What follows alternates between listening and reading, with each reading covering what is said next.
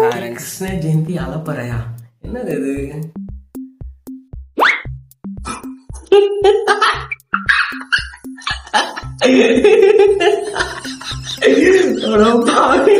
பாவல வரு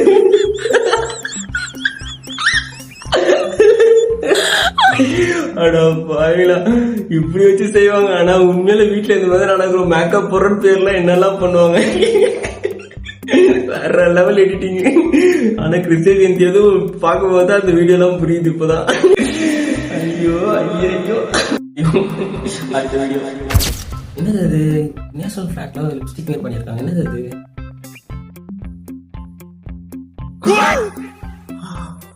அப்பா வாழா, ஒரு நேஷனல் பிளாக் இந்த மாதிரி பண்ணி வச்சிருக்கீங்களாடா?